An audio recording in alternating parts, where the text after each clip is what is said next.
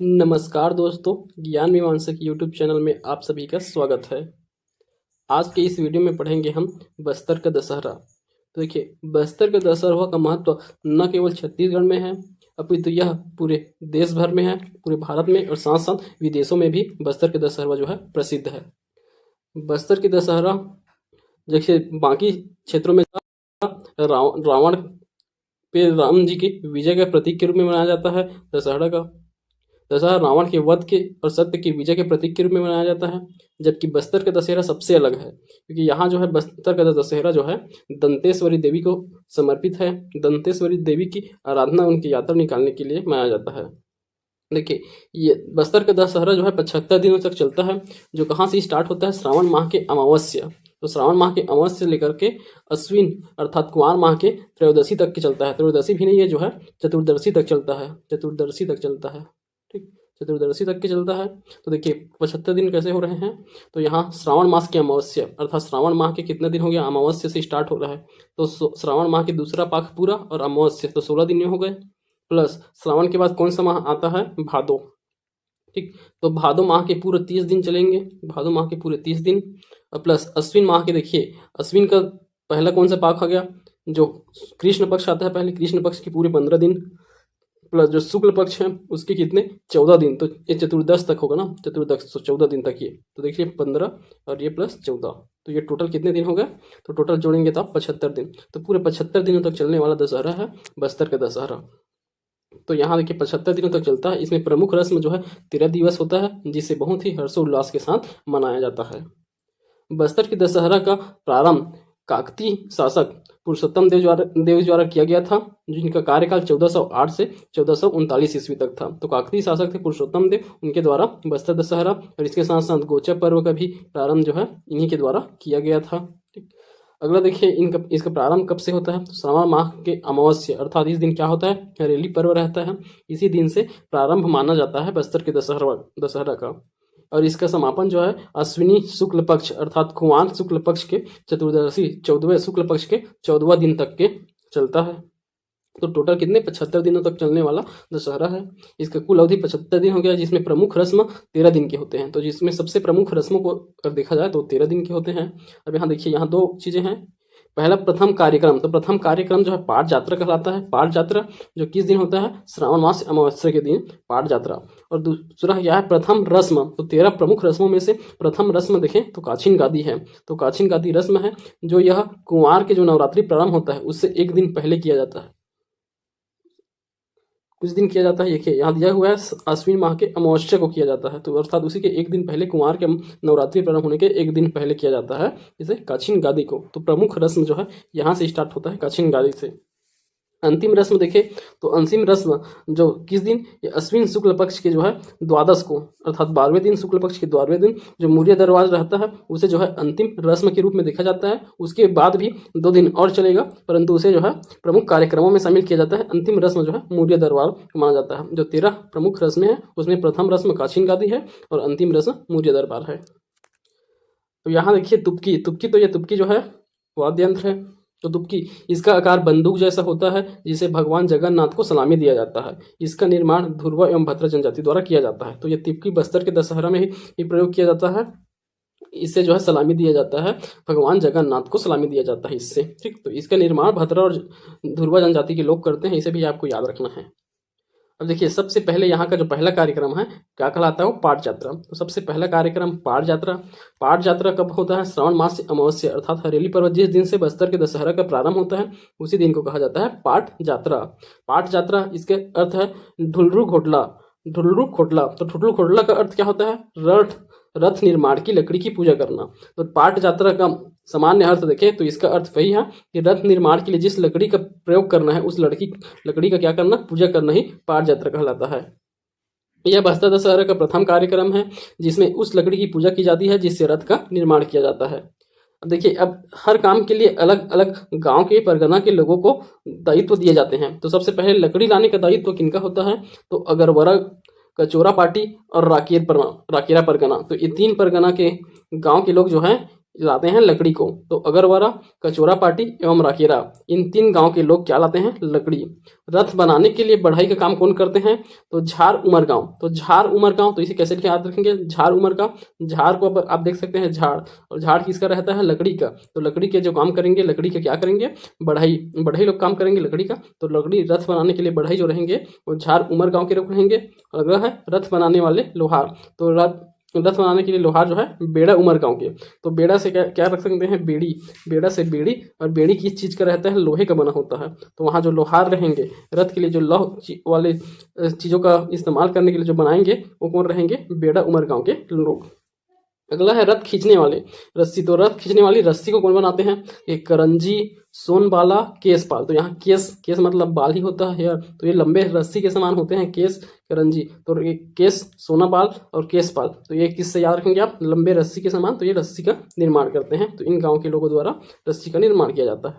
तो ये हो गया पाट यात्रा। पाट यात्रा में किनको किनको क्या दायित्व दिया जाए उसका विभाजन कर दिया जाता है, उन्हें यह दायित्व निभाना रहता है। अब अगला देखिए ढेरी गड़ाई। तो ढेरी गड़ाई क्या होता है? ढेरी गड़ाई भादो शुक्ल पक्ष के द्वादश या त्रयोदश को किया जाता है। ढेरी गड़ाई तो किस दिन किया जाता है? यदि वर्ष को याद रखना है। भादो माह के शुक्ल पक्ष में, दूसरा पक्ष में द्वादश को या त्रयोदश को किया जाता है। इस दिन क्या होता है? सिरहा सार भवन, जगदलपुर में सिरहा सार भवन है, जो राजभवन है उसका नाम है सिरहा सार भवन। वहाँ साल वृक्ष की 2 डेरियाँ होती हैं। साल वृक्ष की 2 डेरियाँ अर्थात टहनियों को स्थापित करना रहता है। इसे डेरी गड़ाई रस्म कहते हैं। तो साल वृक्ष का, कौन सा वृक्ष का भी पूछा जाता है, तो याद रखना है साल वृक्ष को डेरी गड़ाई में साल वृक्ष के डेरियों का प्रयोग किया जाता है। ठीक। अब अगला, अब ये जो है बस्तर के दशहरे का प्रथम रस्म है। तो ये पहला रस्म क्या कहलाता है? काछीन गादी, या इसे रण देवी के नाम से भी जानते हैं, काछीन गादी। यह कुछ दिन होता है अश्विन अमावस्या। अश्विन अमावस्या अर्थात अश्विन माह के शुक्ल पक्ष से स्टार्ट होता है नवरात्रि। शुक्ल पक्ष से नवरात्रि प्रारंभ होता है, शुक्ल पक्ष से, और उससे एक दिन पहले ही अमावस्या रहता है। तो नवरात्रि जस्ट स्टार्ट होने के एक दिन पहले काछीन गादी रस्म निभाया जाता है। तो काछीन गादी रस्म निभाया जाता है। इसका अर्थ क्या होता है? काछीन देवी को गद्दी प्रदान किया जाता है। तो काछीन देवी की गद्दी, इसका निर्माण, काछीन देवी की गद्दी किससे बना जाता है? बेल बूटों के कांटों से बना रहता है। बेल बूटों के कांटों से बना रहता है काछीन देवी की गद्दी। इस गद्दी में काछीन देवी की पूजा की जाती है। बस्तर दशहरा की शुरुआत काछीन देवी की पूजा से ही माना जाता है। तो देखिए इसके संवाहिका कौन रहते हैं? तो काछीन देवी किसमें? महरा कन्या के ऊपर आती हैं। तो संवाहिका के काम करेंगी महरा जाति की कन्या। तो महरा जाति की कन्या जो कि उनकी एज भी रहता है तो 9 वर्ष तक की, तो 9 वर्ष या 9 वर्ष से कम रहे तो वह जो है कुंवारी कन्या के ऊपर काछीन गादी देवी आती है और वह जो है संवाहिका की काम करेगी। तो बस्तर दशहरा को निर्विघ्न समाप्त होने की कामना व आशीर्वाद महरा समुदाय के इष्ट देवी है काछीन गादी। काछीन देवी उन्हीं इसी कारण जो है महरा जाति के कन्या के ऊपर आती है काछीन माता। तो काछीन गुड़ी में इनकी पूजा की जाती है और काछीन गुड़ी में 9 वर्ष या तक की मिर्गानी कुंवारी कन्या के ऊपर काछीन देवी आती है, उनसे आशीर्वाद दिया जाता है और उन्हें एक बिल बूटों के कांटों वाली जो गद्दी रहते हैं उसमें बिठाया जाता है। काछीन देवी आई हुई जो महारा कन्या होती है उन्हें, उनसे आशीर्वाद लिया जाता है ताकि दशहरा जो है निर्विघ्न समाप्त होगा। अगला देखिए, अब अगला रस्म है रैला पूजा व नवरात्रि। तो रैला पूजा और नवरात्रि प्रथम दिवस रहता है। रैला पूजा आश्विन शुक्ल पक्ष के प्रथम दिवस ही रैला पूजा किया जाता है और प्रथम दिवस ही जोगी बिठाई किया जाता है। दोनों रस्म जो है नवरात्रि के प्रथम दिवस किए जाते हैं जो आश्विन शुक्ल पक्ष प्रथम को रहता है। ठीक, देखिए रैला पूजा काछीन गादी कार्यक्रम के उपरांत मिर्गान जाति की महिला रैला पूजा करती है। कौन? मिर्गान जाति की महिलाएं करती है रैला पूजा को, इसे भी याद रखना है। मिर्गान जाति की महिलाओं द्वारा किया जाता है रैला पूजा। इसमें दंतेश्वरी माता, मौली माता व कंकालीन देवियों की मंदिर में कलश की स्थापना कर ब्राह्मणों द्वारा पूजा पूर्ण विधि विधान से कराई जाती है। तो इसे याद रखेंगे। अब अगला देखिए, इसी दिन कौन सा है? जोगी बिठाई कार्यक्रम। यह भी प्रथम दिवस होता है नवरात्रि के। इसमें हल्बा समुदाय के, तो इसे भी जाति याद रखना है, किस रस्म में किस जनजाति के लोगों का महत्व दिखाया जा रहा है उन्हें आपको याद रखना है। तो जोगी बिठाई में हल्बा समुदाय का कोई एक सदस्य दशहरा के निर्विघ्न संपन्न होने के लिए 9 दिन तक व्रत रखकर योग साधना में बैठते हैं, जिसे जोगी बिठाई कहते हैं। सामान्यतः आमाबाल, तो किस गांव के हैं? अमाबाल या पराली, इन दोनों गांव के किसी निश्चित घरों से हल्बा जाति के लोगों द्वारा यह परंपरागत रूप से बैठते हैं। ठीक, तो आमाबाल और पराली ये दोनों गांव का में से किसी एक गांव के रहते हैं आमाबाल, और वो भी निश्चित है कि इन्हीं घरों से किया जाएगा। तो उनमें से कोई एक जो है वहाँ हल्बा समुदाय के व्यक्ति दशहरा निर्विघ्न होकर के जोगी, उसे जोगी कहते हैं, व्रत रखेंगे पूरे 9 दिन तक के और ध्यान आसन में बैठे रहेंगे। ठीक, अगला देखिए स्थान सिरहासार। तो स्थान यह सिरहासार, जो सिरहासार भवन है जगदलपुर का राजभवन, वहीं जो है जोगी बिठाई का कार्यक्रम होता है, वहीं बिठाया जाता है। इसमें प्रमुख रस्म क्या रहेगा? कलश की स्थापना करना और पुजारी की नियुक्ति करना। इसमें 7 मांगुर मछलियों का अर्पण भी किया जाता है। तो 7 मांगुर मछलियों का अर्पण करने का रस्म भी जोगी बिठाने की दिवस ही होता है। अब अगला देखिए रथ की परिक्रमा। रथ परिक्रमा कब तक चलेगा? तो यह रथ परिक्रमा जो है सबसे महत्वपूर्ण होता है बस्तर के दशहरा में। तो रथ परिक्रमा अश्विन शुक्ल पक्ष से द्वितीय के दिन, द्वितीय से लेकर के सप्तमी के दिन, पहले दिन तो हो गया जोगी बिठाई और लैला पूजा, और दूसरे दिन से लेकर सप्तमी के दिन तक के रथ की परिक्रमा चलते रहेगा। इस रथ परिक्रमा के दौरान जो है गौर लोक नृत्य चलता है। और यहाँ सबसे ज़्यादा इंपॉर्टेंट ध्यान रखने की बात है कि गौर लोक नृत्य तो चलता है, तो गौर मतलब बैसनहार नृत्य। बैसनहार नृत्य अगर सामान्य रूप से देखें तो किनके द्वारा किया जाता है?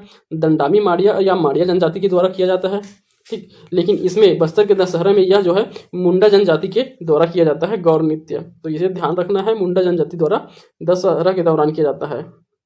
अगर देखिए मां दंतेश्वरी के छत्र को रथ पर विराजित कर नगर भ्रमण कराया जाता है। मां दंतेश्वरी को रथ की छत पर विराजित किया जाता है और परिक्रमा स्टार्ट। इसके पश्चात दुर्गाष्टमी को निशा यात्रा कार्यक्रम आयोजित किया जाता है। तो आगे देखेंगे निशा यात्रा क्या होता है। बस्तर दशहरे में 4 पहिए के फुल रथ को कचोरी पाटी और अगरवरा परगने के लोग, तो देखिए 4 पहिए वाले को कौन? अचोरा पाटी और अगरवरा के लोग जानते हैं, खींचते हैं। और 8 पहिए वाले रथ को किले पाल के मुड़िया खींचते हैं, ठीक। तो खींचने के लिए कौन कौन से परगने के लोग खींचेंगे यह भी जो है फिक्स ही है, इनको ही खींचना है। इस पर्व की रथ यात्रा के दौरान दंतेश्वरी देवी की विशेषकर पूजा की जाती है। तो ये दिन दंतेश्वरी देवी को ही समर्पित है, तो उन्हीं की पूजा किया जाएगा। अब देखिए अगला रस्म क्या है? बेल पूजा।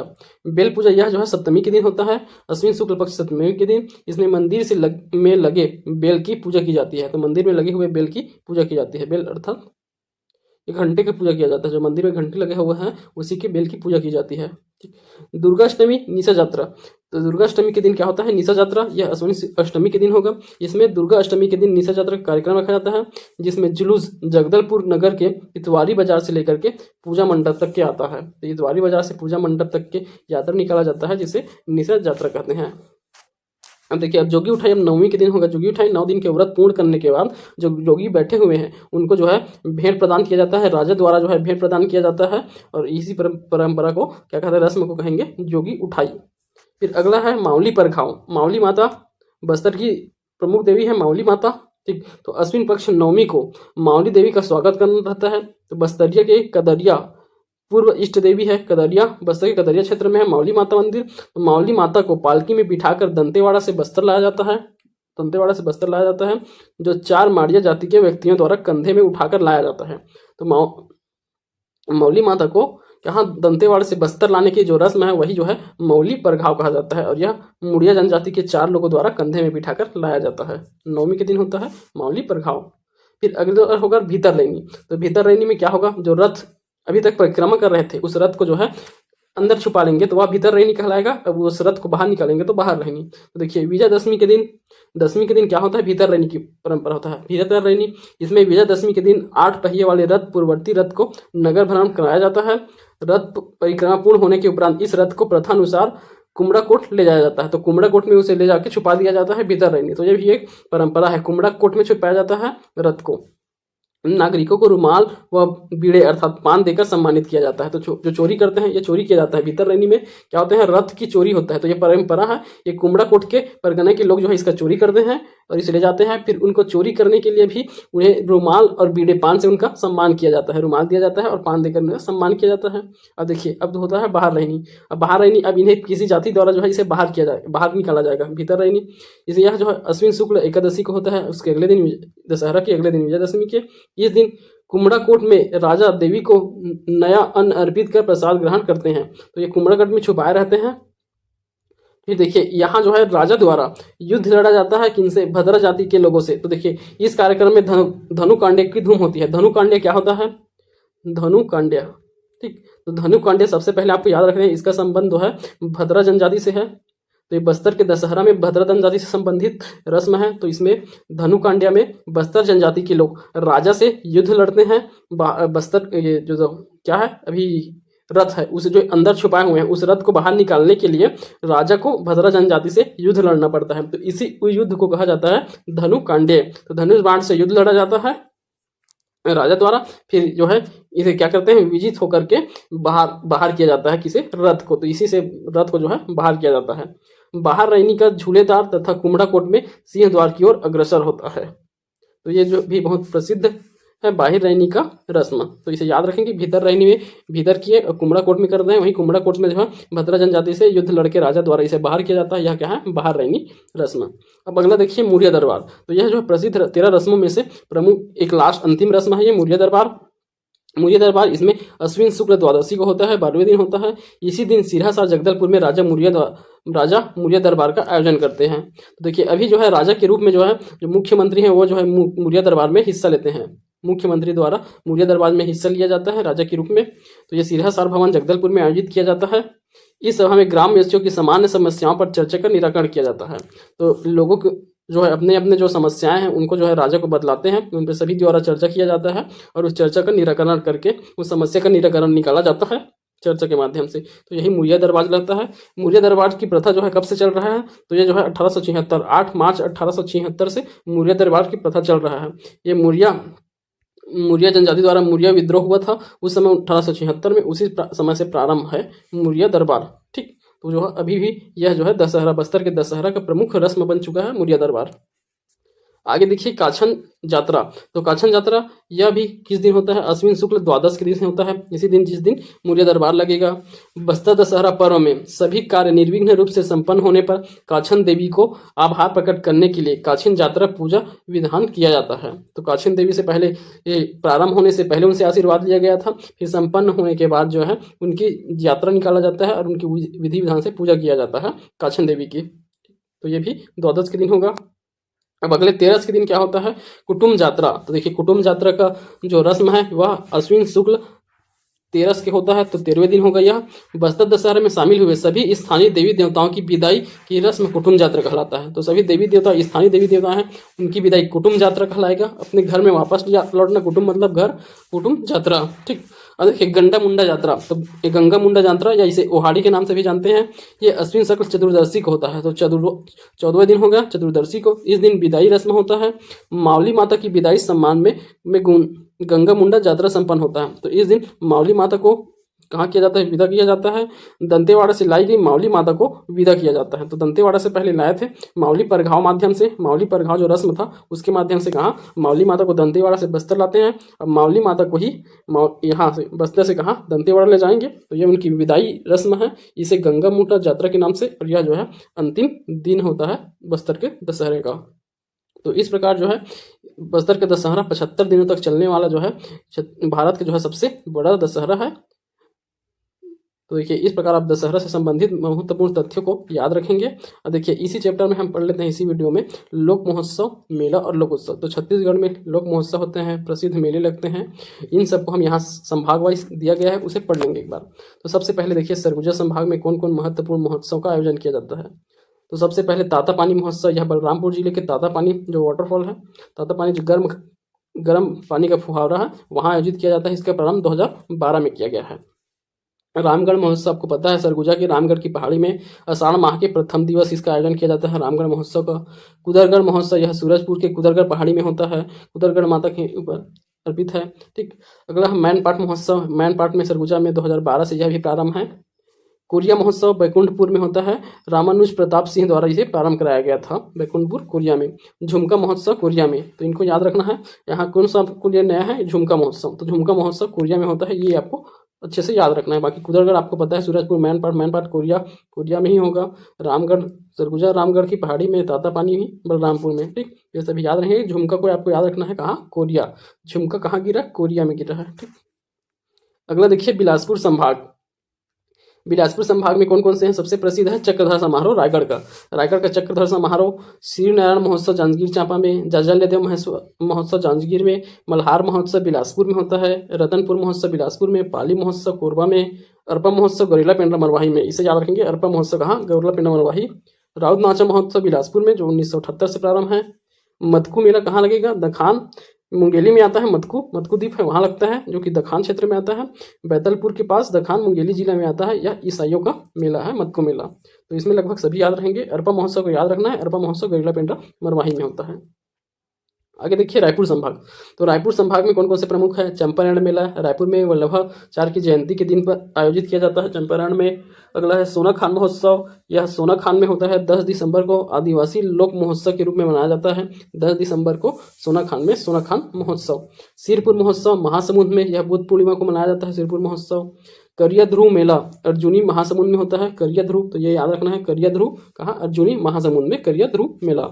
खल्लारी महोत्सव महासमुंद में होगा। कर्णेश्वर महादेव मेला धमतरी में होगा। कर्णेश्वर महादेव मेला महाशिवरात्रि के अवसर पर। श्रृंगी ऋषि का मेला सिहावा धमतरी में होता है। श्रृंगी ऋषि, यह भी सिहावा धमतरी में मांगपुरे में आयोजित होता है। पुन्नी मेला, इसे पूर्व नाम कुंभ मेला के नाम से जानते हैं, इसे अब पुन्नी मेला नाम दे दिया गया है, जो राजिम में रहता है, माघ माह में लगता है। कौशल्या महोत्सव चंदखुरी रायपुर में लगता है। कौशल्या माता का जन्म स्थान माना जाता है चंदखुरी को, तो वहाँ कौशल्या महोत्सव। आरंग महोत्सव आरंग रायपुर में। जल जगार महोत्सव गंगरेल धमतरी में। तो इसमें जो है बहुत से चीजें हैं जिन्हें आपको याद रखना है। सबसे पहले तो यही जल जगार महोत्सव कहाँ? गंगरेल धमतरी के गंगरेल में। उसके बाद याद रखेंगे आप पुन्नी मेला, तो पता ही है सबको, राजिम में है। इसे करिया ध्रुवा मेला को याद रखेंगे, अर्जुनी में है। ठीक, तो ये दो सबसे ज्यादा है जो आपको याद रखना है, बाकी सब तो आपको याद ही रहते हैं। चलिए अगला देखते हैं। यहाँ से पूरा मानचित्र में जितना भी हम पढ़ रहे हैं उन सबको दिया हुआ है, आप एक बार मानचित्र से भी पढ़ सकते हैं। हम पहले सभी संभागों को देख लेते हैं। देखिए दुर्ग संभाग में कौन कौन से महोत्सव है। एक है नगपुरा महोत्सव, नगपुरा दुर्ग में है, आपको पता ही है, जैन धर्म के तीर्थ स्थल के लिए प्रसिद्ध है नगपुरा। अगला है डोंगरगढ़ महोत्सव, राजनांदगांव में है। भोरमदेव महोत्सव कबीरधाम में 1995 से प्रारंभ है डोंगरगढ़ भोरमदेव महोत्सव। गौरेया मेला, इसे याद रखेंगे, गौरेया मेला बड़ौदा बाजार के चौरेला ग्राम में होता है। गौरेया मेला चौरेला ग्राम बड़ौदा बाजार। अंतर्राष्ट्रीय बौद्ध सम्मेलन डोंगरगढ़ में प्रतिवर्ष 6 फरवरी को प्रारंभ होता है। यह जो कब से प्रारंभ? 1992 से चल रहा है। प्रतिवर्ष 6 फरवरी को अंतर्राष्ट्रीय बौद्ध सम्मेलन डोंगरगढ़ में लगता है। वीर मेला राजाराव पठार, बालोद के राजाराव पठार में वीर मेला। बेंदा मेला कबीरधाम में मकर संक्रांति के अवसर पर बेंदा मेला का आयोजन कबीरधाम में होता है। तो देखिए यहाँ कौन कौन से हैं। सबसे पहले तो नगपुरा कहाँ? दुर्ग में। डोंगरगढ़ ही फोरमदेव। गौरैया मेला बालोद में। बौद्ध सम्मेलन डोंगरगढ़ में 6 फरवरी। वीर मेला राजाराव पठार बालोद। बेंदा मेला कबीरधाम में मकर संक्रांति को। तो ये दुर्ग संभाग के हो गए। अब अंतिम है बस्तर संभाग। तो बस्तर संभाग में देखिए गड़िया महोत्सव कांकेर। गढ़बासला चतरई मेला कांकेर। तो गढ़बासला चतरई मेला और गड़िया महोत्सव दोनों कांकेर में है। बस्तर दशहरा उत्सव जगदलपुर में। बस्तर लोक उत्सव बस्तर में होता है। तो देखिए बस्तर का लोक उत्सव बस्तर में आयोजित होता है। फाल्गुन मड़ई कोंडागांव, इन सबको पहले से पढ़ चुके हैं। फाल्गुन मड़ई कोंडागांव में। मड़ई महोत्सव नारायणपुर में। रामाराम का मेला सुकमा में नवाखाई के अवसर पर लगता है। गोंचा पर्व महोत्सव बस्तर में आषाढ़ माह में। तो गोंचा पर्व आषाढ़ माह में होता है, जो रथ यात्रा शुक्ल पक्ष द्वितीय के दिन, ठीक, आषाढ़ माह के द्वितीय के वो। ढोलकर महोत्सव तो फरसपाल दंतेवाड़ा, फरसपाल दंतेवाड़ा में ढोलकर गणेश की मूर्ति है, वहीं ढोलकर महोत्सव आयोजित किया जाता है। दंतेश्वरी फागुन मड़ई, दंतेश्वरी का फागुन मड़ई दंतेवाड़ा में लगता है। एक फागुन मड़ई जो कहाँ लगा? कोंडागांव में। और दंतेश्वरी फागुन मड़ई दंतेवाड़ा बस्तर में लगता है। 9 दिनों तक चलने वाला मेला है ये दंतेश्वरी फागुन मड़ई, ठीक, तो 9 दिनों तक चलता है दंतेवाड़ा में। तो ये हो गए छत्तीसगढ़ के प्रमुख महोत्सव और मेले। और देखिए उसके बाद छत्तीसगढ़ के प्रमुख मेले को दिया गया है, इसे हम अगले वीडियो में कवर करेंगे। इसके साथ साथ जो और प्रमुख वाद्य यंत्र हैं वो बचे हुए हैं, इन दोनों को जो है एक वीडियो में कवर करेंगे। छत्तीसगढ़ के हम लोग वाद्य यंत्र पहले जनजाति वाले चैप्टर में पढ़े हैं। उसके अलावा यहाँ कुछ विशेष वाद्य यंत्र हैं, उनको जो है चित्र के साथ उनका यहाँ विशेष तथ्यों को दिया गया है, इन्हें भी एक बार पढ़ लेंगे। ठीक, तो अगले वीडियो में कंप्लीट हो जाएगा ये वाला पार्ट। अगर आपको हमारा वीडियो पसंद आ रहा है तो लाइक कीजिए, शेयर कीजिए। हमारे चैनल से जुड़ने के लिए धन्यवाद।